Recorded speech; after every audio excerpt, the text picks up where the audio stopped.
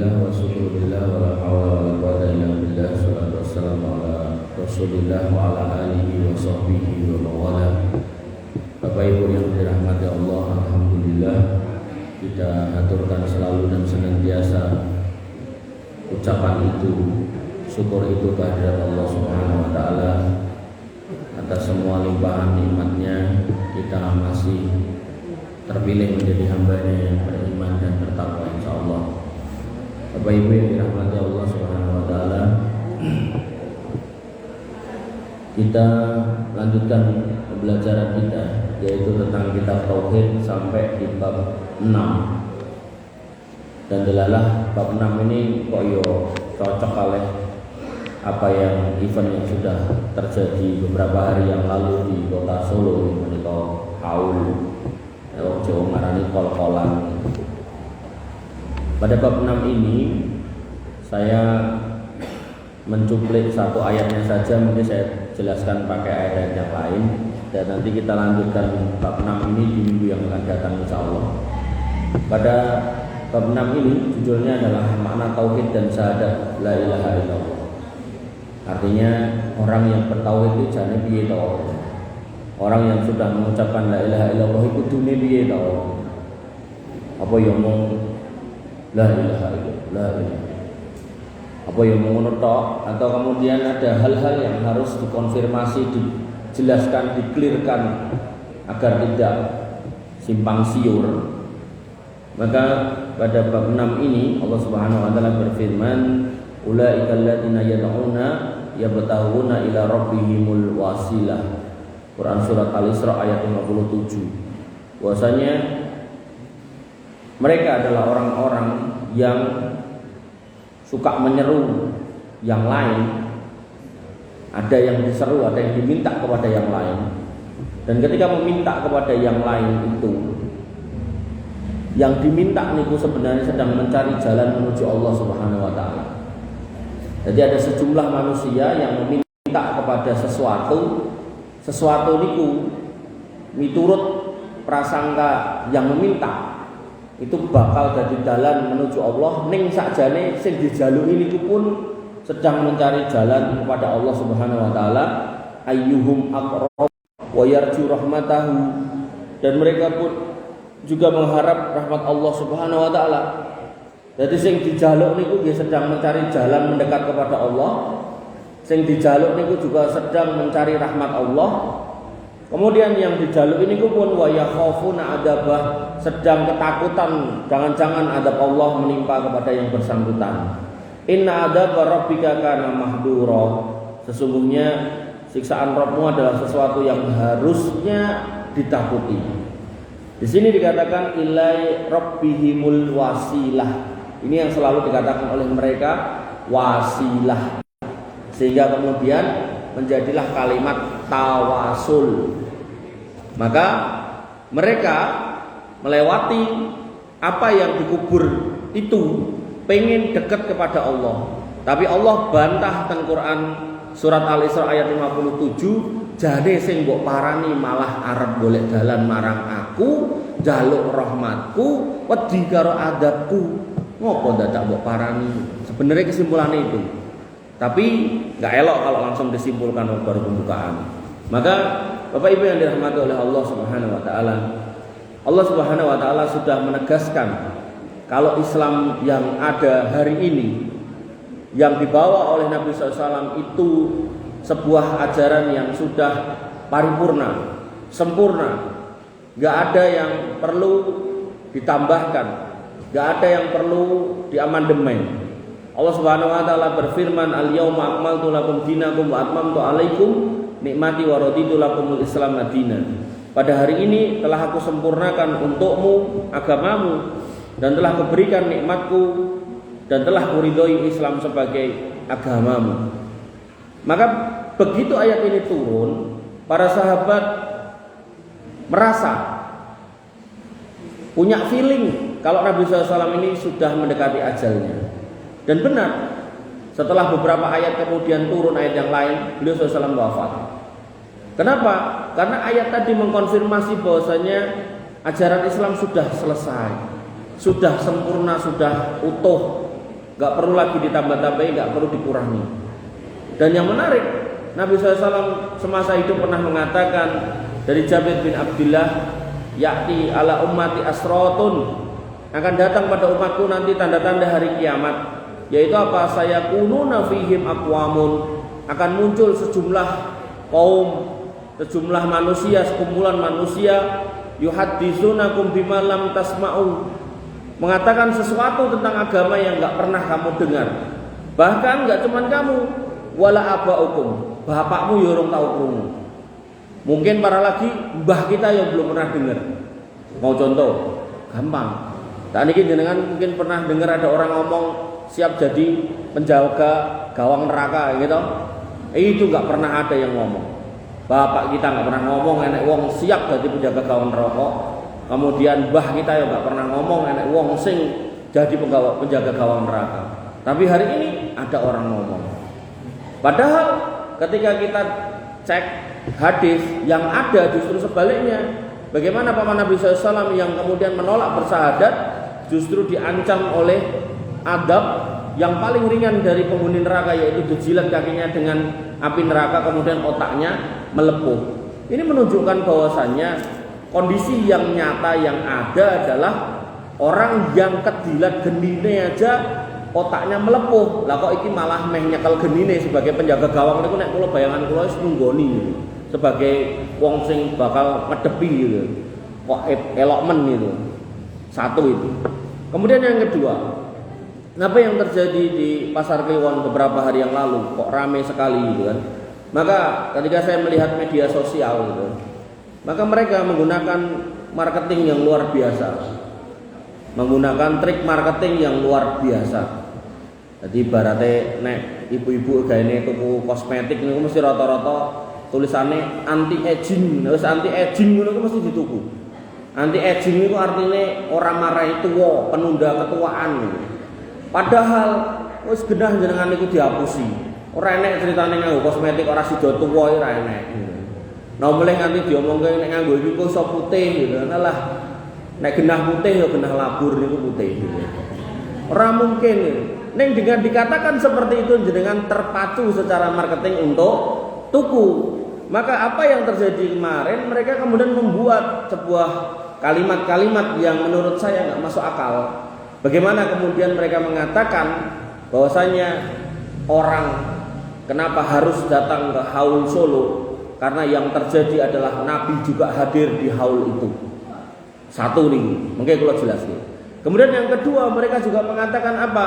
Bahwasanya Habib Fulan bin Fulan itu adalah menteri keuangannya Allah.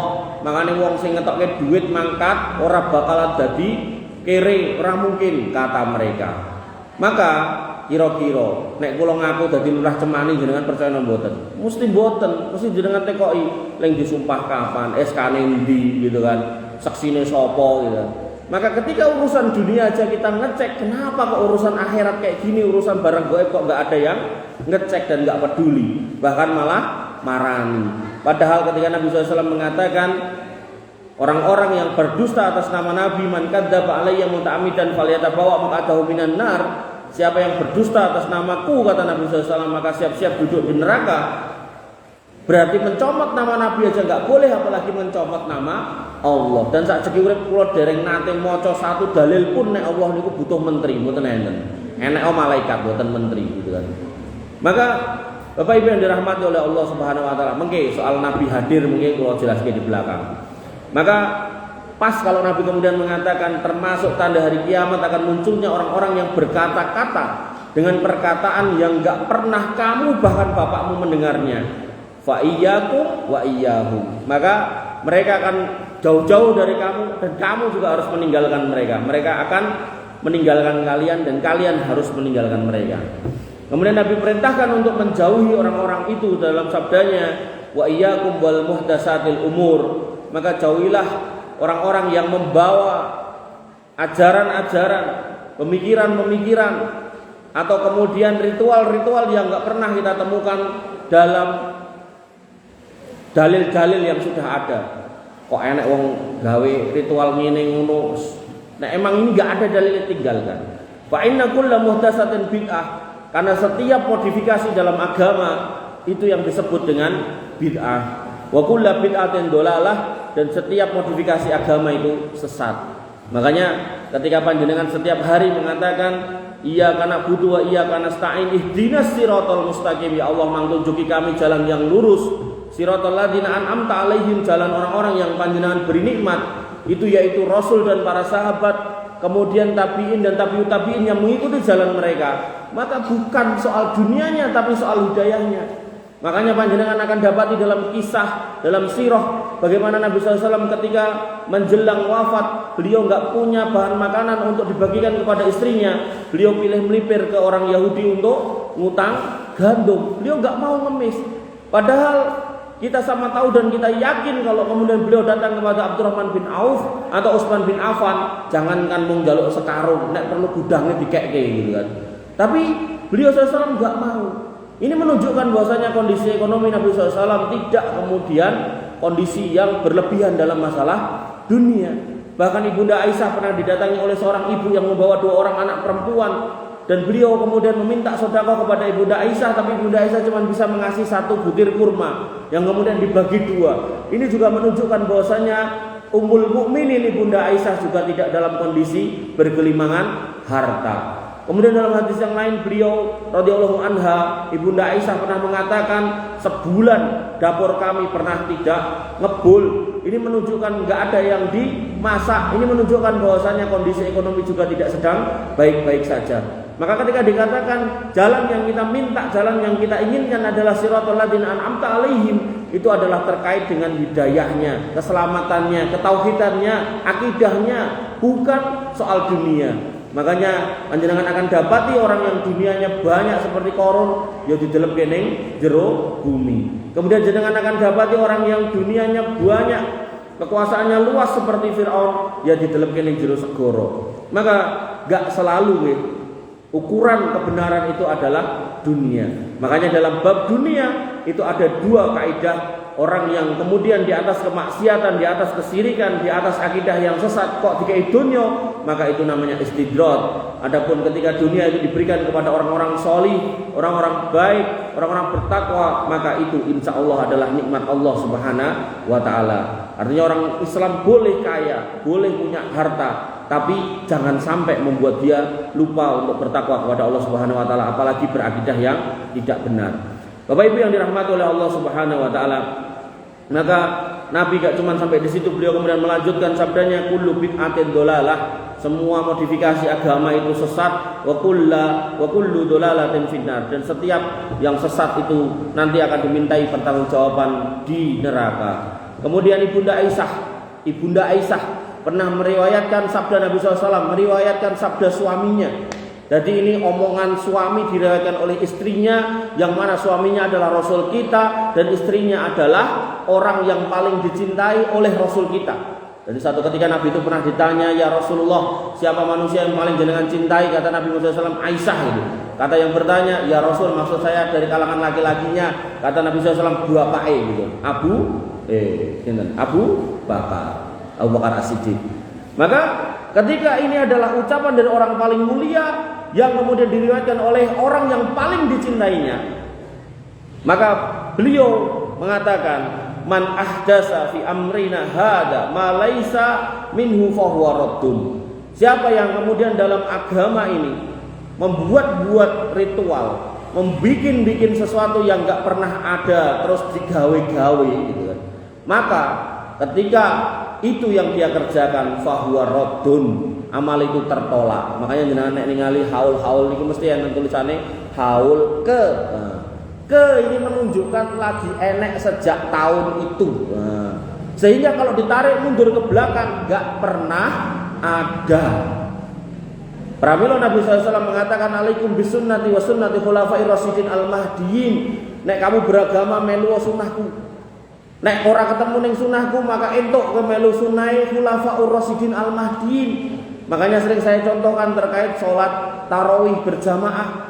Nabi SAW hanya bertarawih berjamaah di 3 kali tok, 25, 27 dan 29. Tapi kemudian singkat cerita pada masa Khalifah Abu Bakar, beliau belum mewajibkan. Begitu masuk Khalifah Umar ibn Khattab, beliau melihat kayaknya ini lebih bagus kalau digabungkan. Jadi digabungkan.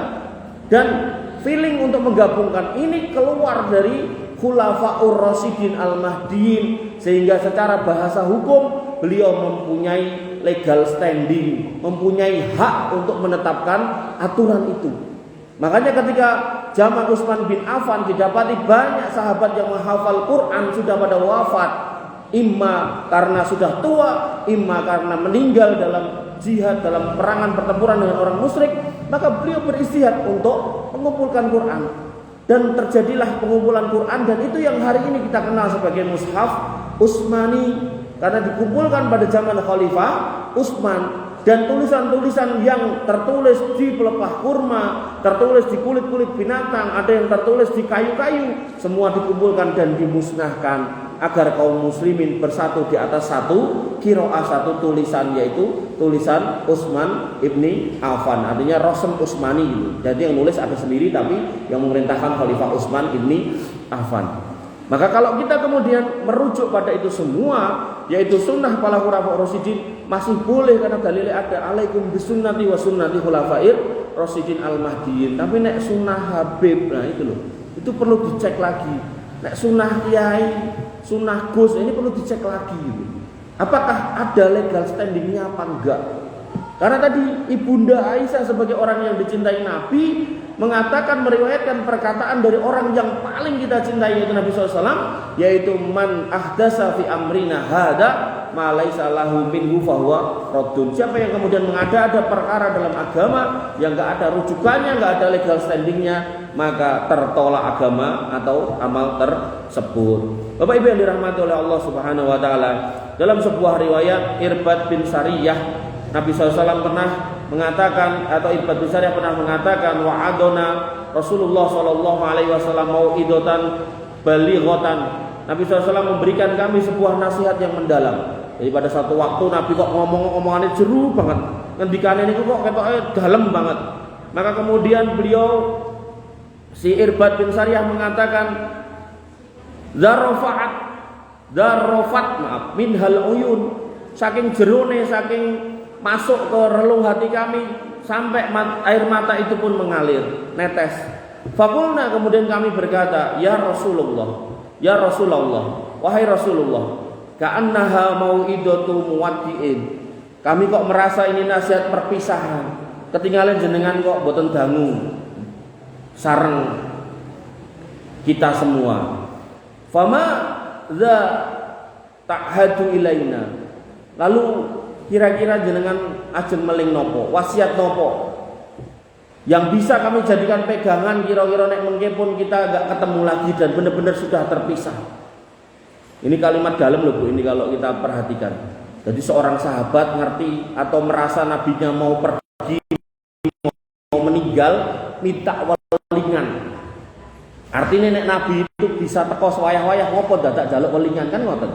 Nek emang tenan teko lho, begitu teko tinggal ditekoki, ya Rasul pripun kabare, kan penak.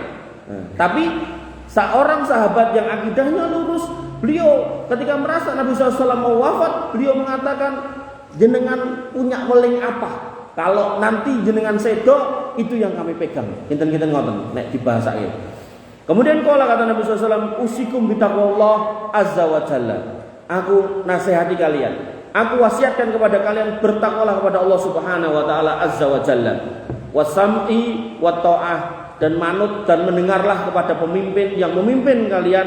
Wa in ta'ammara alaikum abdun. Nanti dalam riwayat yang lain abdun habasyun.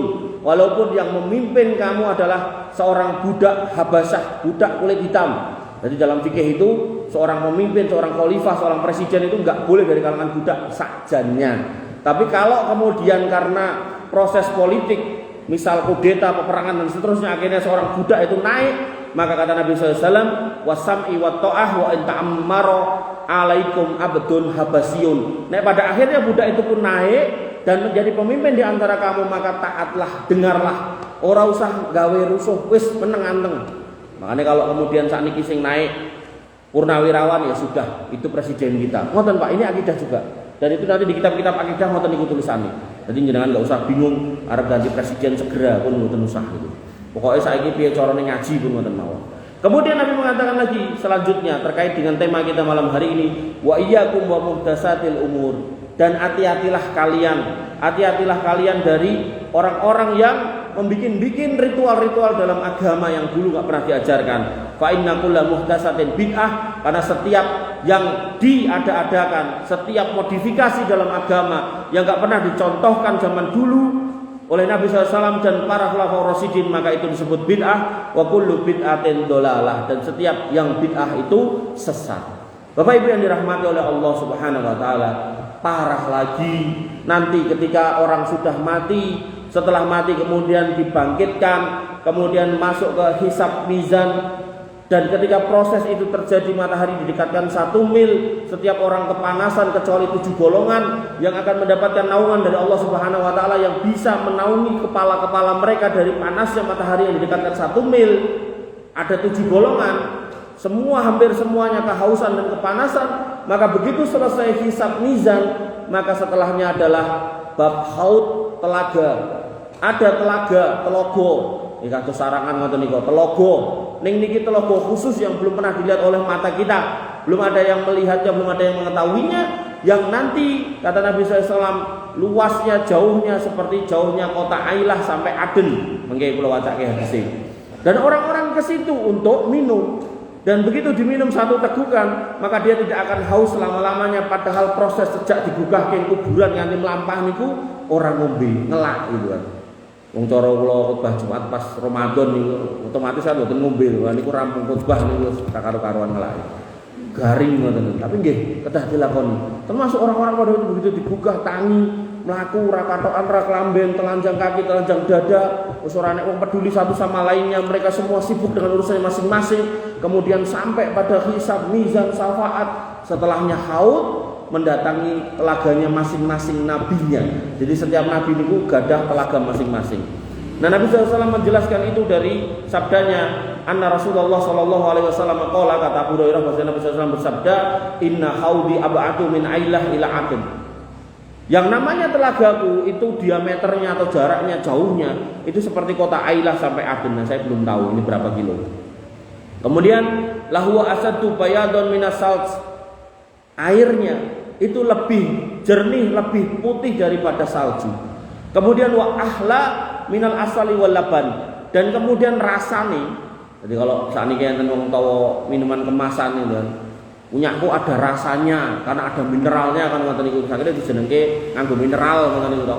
Maka Nabi SAW mengatakan rasanya lebih manis daripada madu yang dicampur susu. Jadi toyone niku rasane ngoten niku. Mungkin nek jenengan ajeng ngrasake madu kali susu memang cobi ten omah. Ning sing jelas ketika ngomongkan bab akhirat pasti di situ mala ainun ro'at, enggak ada mata yang pernah melihat, wala udunun sami'at, wala khatara ala qalbi basar. Enggak ada telinga yang pernah mendengar dan enggak ada hati atau pikiran yang pernah membayangkan rasane. Jadi nek jenengan nanti nyoba susu kayak madu rasane ngoten niku, maka telaga Kausar niku rasane luweh tinimbang ingkang jenengan damel ten griya. Ngoten. Kemudian beliau SAW melanjutkan wala aniyatuhu aksaru min adadin nujum, dan gelas-gelasnya yang tersedia di telaga itu lebih banyak jumlahnya daripada jumlah bintang-bintang di langit. Wa inni la asuddun nas minhu, maaf. Wa inni la asuddun nas anhu kama yasuddur rajulu ibila annasu an haudihi, dan aku nanti jagani itu telaga, dan aku akan usir orang-orang yang tidak berhak untuk datang. Jadi yang telaganya Nabi sing teko mriku, sing ngempal mriku nggih namung umatnya Nabi. Nah, ketika dikatakan seperti itu, sahabat yang waktu itu ketemu Nabi, beliau bertanya, "Ya Nabi Allah, ata'rifuna? Napa jenengan saged ngenali kami?" Padahal sing tekok niku ketemu kalih Nabi. Member niki sing tekok panjenengan, "Ya Rasulullah, napa jenengan saged ngenali wong rugi, ngenali wong cemani, wong ora tau ketemu?" Gitu. Maka kemudian kata Nabi SAW, "Naam, yo aku iso ngenali kowe kabeh. Iso. Lakum sima laisat li ahadin ghairikum." Kalian itu punya tanda, yang tanda itu enggak pernah ada di umat-umat sebelum kamu. Kata Nabi SAW lagi, "Tariduna alayya ghurran muhajjalina min asaril wudu." kalian akan mendatangi aku di telaga itu dengan wajah dan anggota tubuh yang bercahaya karena bekas wudu. Pramila nanti dalam bab wudu, seorang muslim itu kalau wudu misalkan sampai siku niku ampun dipaske pas tekan siku, mang bablaske rodok sithik. Ning nggih terasa rujukan juga nggih. Jadi ditambahi sekedhik ngoten. Fungsinya apa? Yang pertama menghilangi was-was. Kemudian yang kedua nambahi bekas wudu supaya mengke jenengan tambah glowing. Dadi nek Nabi ningali kae kok terang banget. Ngoten, mergo ditambahi. Ngoten. Tapi nek jenengan pas-paske biasane sok-sok malah kelong. Makane mengke enten yai niku ten kajian ngeten iki tanglet. Ustaz, saya sholat tapi yang sikut saya ada ketoke dereng kena banyu ya berarti batal Mas balenono sholatmu. Karena wudu syaratnya sholat dan wudu yang sempurna harus dikerjakan untuk sholat. Makanya dalam bab wudu jenengan tambahi. Jadi ketika kaki sampai mata kaki jenengan rada unggah ke sithik tekan kentol sithik mawon mboten usah kemudian wabeh dadak copot kathok wonten mboten usah. Nah, maka di sini kemudian Nabi mengatakan kalian akan datang dengan wajah dan anggota wudu yang bercahaya. Kemudian wala yusaddanna anni aqwamun. Tapi ketika aku sudah mengusir orang yang bukan umatku mergo ora duwe teker kaya kowe kabeh kuwi mau, kok delalah enek wong sing duwe tenger kaya kowe malah dikon lunga. Jadi orangnya itu punya tenger bekas wudu.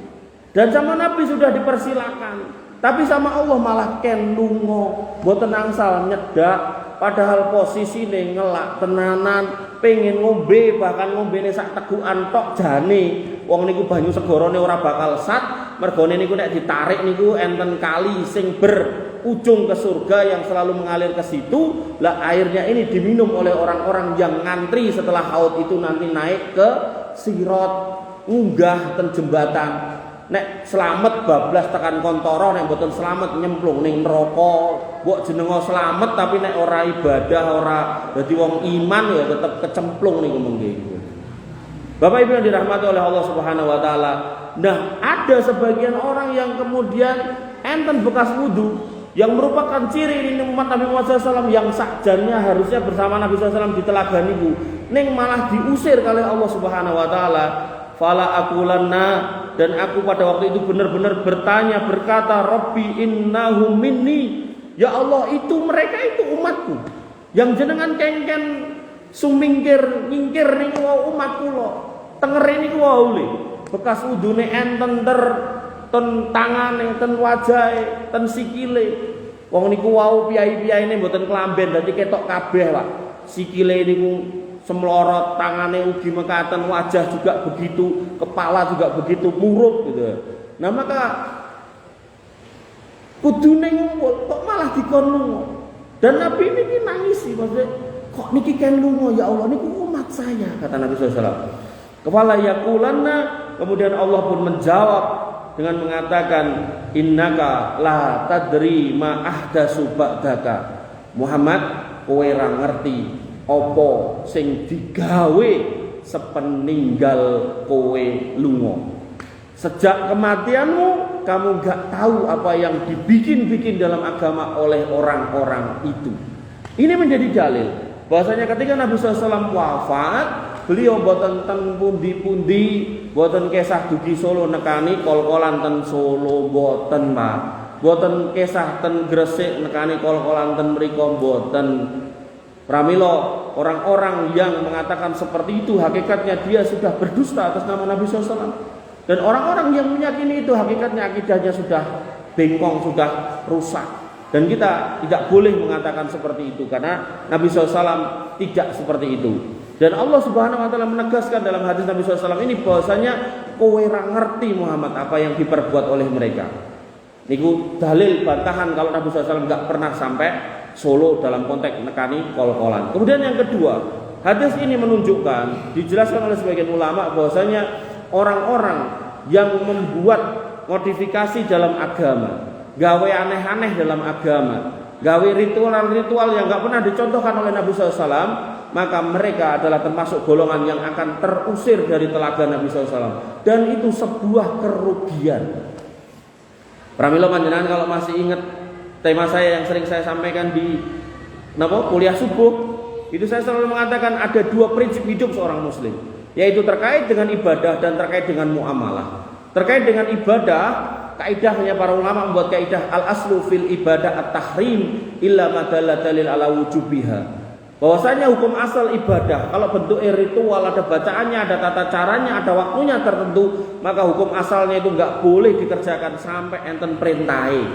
Tapi nek nek perintahe nggih stop. Artinya panjenengan ketika tadi sholat maghrib, maka kenapa panjenengan sholat maghrib? Karena ada perintahnya sholat maghrib. Kenapa kok sholat maghrib ping 3 rakaate? Karena perintahnya ya cuma 3 rakaat. Mbokan misal panjenengan mau sonten bar tilem, bar sare, terus wungu seger, gandeng seger pengen sholatnya ping 7 rakaate, nggih boten angsal. Makanya kaidah ini perlu jenengan pahami bahwasanya yang namanya ritual agama itu taufikiyah. Sudah ada dalilnya, sudah ada paketnya, kantun derek, boten usah direko-reko digawe-gawe. Tapi kalau babakan muamalah, babakan interaksi sosial, babakan bisnis, babakan panganan, babakan kerjaan, babakan jual beli, maka kaidahnya kaidah muamalah, al aslu fil muamalah al ibahah.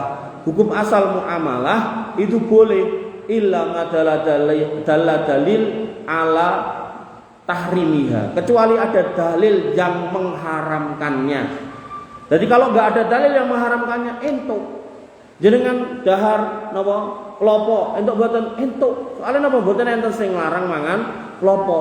Kok kemudian banyune disimpen kemudian dadi tuak. Lah niku enggak entuk. Lah kenapa? Ada larangan ngombe cairan yang memabukkan. Kemudian ketika jenengan mau makan ayam merak, boleh enggak? Boleh, karena enggak ada larangan makan ayam merak. Kok merake ora dibelah ning diceklek gulune. Nah, di situ jadi haram. Kemudian panjenengan ajeng kerja jadi security, boleh enggak? Boleh. Nek security ning diskotik lah enggak boleh karena itu tempat maksiat. Jenengan mau jadi tukang kebon, ngapunten, boleh. Tukang kebon ning bank enggak boleh karena itu riba. Maka itulah muamalah. Yang ditanya larangannya. Tapi kalau kemudian ibadah yang ditanya perintahnya. Maka kalau panjenengan ingat ini, hafal ini, maka ketika panjenengan kepanggih piyai-piyai mbok nganggo surbana gede, terus ngejak ritual ini, ritual itu, enten sing gawe kaya obat nyamuk muter mengarep tahlilan la ilaha illallah. Maka kita akan ngecek lho dalile nek ora dasare kok ngendi. Nek enek mangkat, nek ora enek stop gitu. Termasuk ada sebagian orang yang kemudian mendatangi makam orang-orang yang dikeramatkan, kemudian dia di situ membuat bacaan-bacaan ya Habib Fulan bin Fulan, Sahilana bin Fulus, kertas merah yang halus-halus, nek lungset ora gelem gitu kan. Nah, maka itu juga kita akan tanyakan, dalilnya di mana? Pernahkah Nabi melakukan itu di makam-makam para nabi yang terdahulu duduk di situ membaca-baca seperti itu? Atau kalaupun Nabi enggak, ada enggak Khulafaur Rasyidin yang pernah melakukan itu? Enggak ada, Pak. Bahkan 4 orang Khulafaur Rasyidin, 3-nya itu mati dibunuh. Ini menunjukkan situasi politik genting, tapi enggak satu pun mereka mendatangi makam Nabi SAW untuk minta tolong kepada Nabi SAW. Yang ada mereka minta tolong kepada Allah Subhanahu Wa Taala. Bapak Ibu yang dirahmati oleh Allah Subhanahu Wa Taala. Oleh karena itu maka ada sebuah perkataan yang indah, yang menarik dari seorang imam. Jadi imam madhab itu ada 4. Yang pertama Imam Hanafi, Abu Hanifah, madhab Hanafiyah. Kemudian ada imam yang kedua yaitu Imam Malik, madhabnya Maliki. Kemudian yang ketiga ada Imam Asy-Syafi'i, madhabnya Syafi'iyah. Kemudian yang keempat ada madhab Hambali, imamnya adalah Imam Ahmad bin Hambal. Nah, Imam Malik imam yang kedua yang dikenal dengan Imam Darul Hijrah karena pada waktu itu beliau hidup dan berdakwah di Mekah dan Madinah. Beliau punya kalimat yang indah. Jadi beliau punya kata-kata dan perbuatan yang indah. Nek di Jawa duting napa, nek ten Jawa duting kuburan kok kiting ngoten to. Imam Malik niki malah duting kuburan. Kuburannya sinten? Kuburane Nabi. Imam Malik mengatakan hanya dia yang tinggal di kuburan ini, yang sekarang terbaring di situ, yang omongannya harus diikuti tanpa perlu ditimbang-timbang. Sisanya siapapun itu harus ditimbang pakai omongan orang ini. 1. Kemudian perkataan yang kedua, ini yang menarik. Beliau rahimahullah mengatakan, man ahdasa fil Islam bid'atan. Siapa yang kemudian dalam Islam ini gawe-gawe ritual, gawe-gawe tata cara ibadah dewi, gawe-gawe kegiatan keagamaan yang sifatnya koyo ibadah tertentu khusus, satu aja, nggak ngomong banyak, satu aja, satu model aja, bid'atan itu satu tok. Maka kemudian beliau mengatakan ya roha hasanatan, dieleke terus dia ismaur, ora wong iki apik kok. Apa salah wong kumpul keimangan apa salah, maca tahlil apa salah, maca iki apa salah, maca selawat apa salah, kan gitu. Kalimatnya ngoten niku mesti. Ya roha hasanatan. Kata beliau rahimahullah, faqad za'ama anna Muhammadan sallallahu alaihi wasallam khana risalah. Sesungguhnya orang itu nek nganti ngeyel. Beliau ini sebenarnya sedang mengatakan bahwasanya sedang menuduh bahwasanya Nabi Muhammad SAW telah mengkhianati risalah. Maksudnya pripun? Nabi sudah membawa agama sudah utuh. Allah sudah tegaskan al-yauma akmaltu lakum dinakum wa atmamtu alaikum nikmati wa raditu lakumul Islam madina. Nabi juga sudah mengatakan taraktu fikum amroini lan tadillu ma tamassaktum bima abadan. Kitabullah wa sunnati. Nabi akan tak tinggalkan dua hal yang nembok pegang kamu gak akan pernah sesat, yaitu kitabullah dan sunnah Rasul. Kemudian Allah juga sudah mengatakan Islam itu cukup dan sempurna, sudah tak ridhoi sebagai agama buat kalian. Ini sebuah dalil kalau Islam itu sudah komplit. Maka kemudian ada orang yang membuat satu bid'ah saja, kata Imam Malik, maka sebenarnya dia sedang menuduh, wahai Rasulullah, risalah jenengan kurang komplit, kula sing ngompliti. Secara tidak langsung dia sedang mengatakan seperti itu, kata Imam Malik. Kemudian beliau mengutip li annallaha yaqul, karena Allah Subhanahu wa taala sudah menegaskan dalam firman-Nya, al-yauma akmaltu lakum dinakum wa atmamtu alaikum nikmati wa raditu lakumul Islam madina. Kenapa kok saya katakan dia menuduh Nabi SAW tidak menyampaikan risalah dengan komplit? Karena Allah sudah menegaskan nek agama ini sudah komplit. Kenapa kok dia tidak nambahi? Kata Imam Malik seperti itu. Fama lam yakun yauma idin dinan. Maka ketika zaman Nabi SAW itu nggak pernah menjadi ritual, nggak pernah ada ritual kayak gitu. Fala yakunul yaum dinan. Maka sampai hari ini, bahkan sampai hari kiamat, itu juga nggak akan pernah menjadi ritual dalam agama. Jadi nek sing jenenge kol-kolan itu ora pernah dilakoni Nabi, ora pernah dilakoni khulafaur rasyidin, kemudian tabi'in juga enggak pernah melakukan kepada para sahabat, kepada para nabinya, maka itu juga enggak akan pernah menjadi ritual yang benar sampai hari kiamat. Bapak Ibu yang dirahmati oleh Allah Subhanahu wa taala, ini asas dalam beragama. Ketika seorang muslim itu, yang selalu saya sebutkan bahwasanya di bagian bawah itu adalah akidah, kemudian di atasnya adalah ibadah, di atasnya adalah muamalah, maka kaidah yang barusan saya jelaskan panjang itu ada di dua poin ini, yaitu terkait dengan ibadah dan terkait dengan akidah. Maka kita hanya tinggal ngikut, itu yang disebut dengan taufikiyah. Gak perlu kemudian mereko-reko, gak perlu kemudian memodifikasi, gawe sing aneh-aneh. Maka kita cukupkan pada apa yang beliau SAW sampaikan, yang dijelaskan oleh khulafaur rasyidin, yang kemudian disampaikan oleh para ulama sebagai pewaris para nabi. Maka insya Allah keselamatan fid dunya imma bil akhirah akan kita dapatkan. Tapi sebaliknya, kalau kita kemudian ngereko-ngereko ngoten niku, gawe-gawe ngoten niku, terus berpikir bahwasanya itu jalan keselamatan menuju Allah Subhanahu wa taala, maka insya Allah itu adalah sebuah keputusan pilihan yang keliru berdasarkan dalil yang banyak yang saya jelaskan tadi. Jadi berarti dari awal sampai akhir tadi kan dalil semua saya sampaikan. Tapi biasanya orang-orang yang hatinya sudah ada penyakit, nek krungu ngoten niku terakhir mung bakal ngomong, oh wonge kaya ngono kae to, nyenok Wahabi kae. Mesti kayak gitu. Padahal sebenarnya kalau kita mau jujur, mau tulus hati kita, maka kita akan menyimak bagaimana tadi saya juga sampaikan dari mulai hadisnya, ayatnya, dalilnya, perkataan para ulama. Maka ketika panjenengan sehari 17 kali ihdinas siratal mustaqim, ihdinas siratal mustaqim, ihdinas, niku manghayati agar benar-benar Allah itu menunjuki jalan yang lurus, tidak cuma sekedar napa istilahnya kumpul-kumpul bareng orang banyak, ketoke wong akeh nglumpuk sampai marai macet, bukan itu.